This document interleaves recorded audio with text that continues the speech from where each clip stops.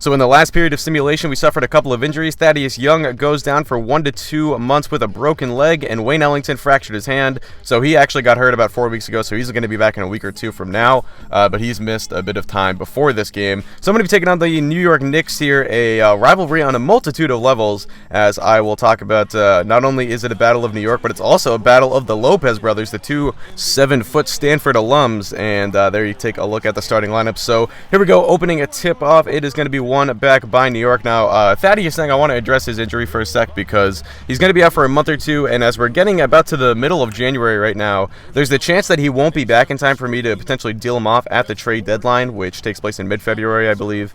So if that does happen, I'm not too worried about it because he did just sign an extension. He's under contract for a couple more years, and we might even be smarter off trying to trade him around the time of the draft and see if we can snag a first-round pick for him. So I'm really not too concerned about that. I figured a couple people might be wondering about that. And also, as you can see, the backcourt violation there. I am not playing with sliders. I changed the game back to simulation because I really didn't have time to look for some sliders before I wanted to record this episode. So I'm just playing on simulation, and I might just stick with simulation. I'm not really sure if I really care that much about finding a good slider set. I might just, I kind of enjoy the way the base game plays this year, so I might just keep it at that. I'll let you guys know, though. But even on simulation, the Knicks are still the Knicks, as you saw with that backcourt violation there. I thought that was hilarious coming from the New York Knicks. But anyway, so here we go. It's 28-28. Lopez with it. Oh, and also, I am switching up the format a bit for this episode. This is going to be a shorter episode. I don't know. I've kind of been thinking about, maybe the 10-minute video format is a little bit outdated. I think it might be a little bit too long, a little bit too stale.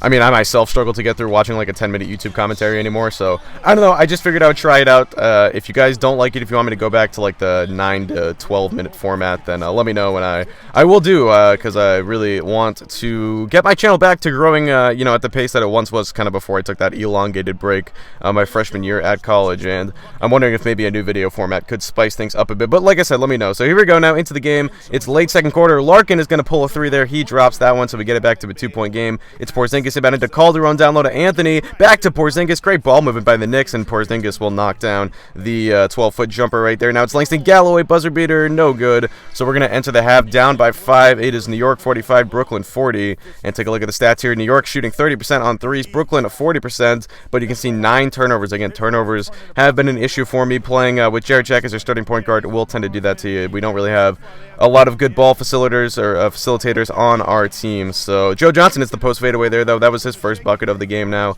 It's Bogdanovic. He's going to try and get by Porzingis. He just sort of shoves Porzingis there, and then I don't know what Porzingis was doing. He sort of just didn't try to step up and let Bogdanovic hit the open jumper. Now it's Porzingis out to Anthony. Carmelo at the top of the key for 3, knocks it down. And the Knicks are back up by 6. Now it's Jack to Thomas Robinson. He would have a nice game today. Robinson, though, finds Bogdanovic in the corner. He pops the 3. It's good. Lead is back down to 5 for New York. Now it's Markel Brown with it. He's going to look for Rondae Hollis-Jefferson on the baseline there. Hits the little 18-footer now.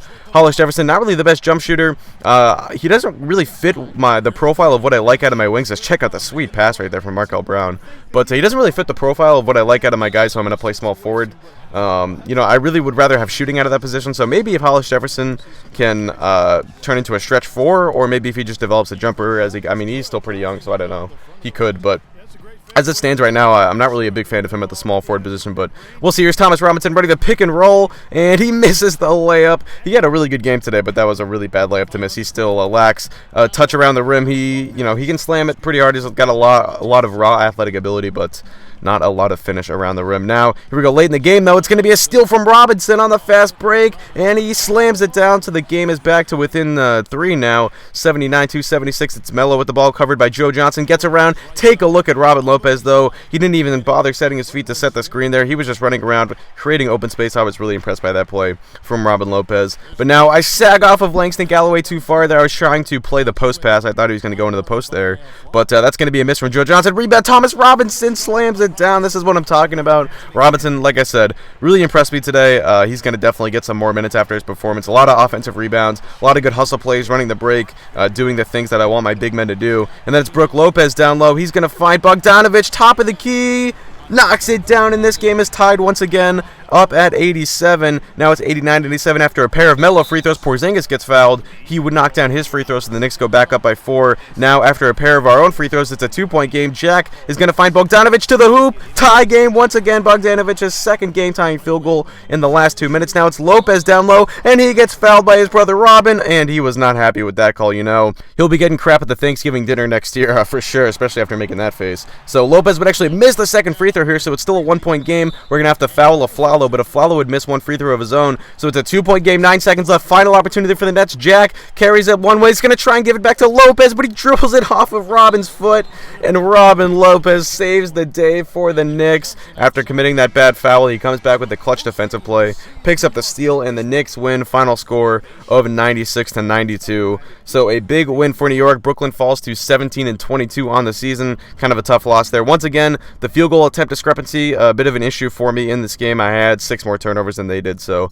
that definitely was a part of it. Lopez, pretty good game, 22-8 on 15. Bogdanovic had 21 points on 11 shots. Johnson kind of struggled. Hollis Jefferson was good. Like I said, Robinson, good game, 8 and 6 out of him, and a lot of good hustle plays, I thought. Here is the Knicks box score. Aflalo led the way. Anthony had a bad game, and Porzingis was the player of the game, actually, 20 points on 10 shots. So that's going to do it. Hope you guys did enjoy. Thanks for watching, and I'm out. Peace.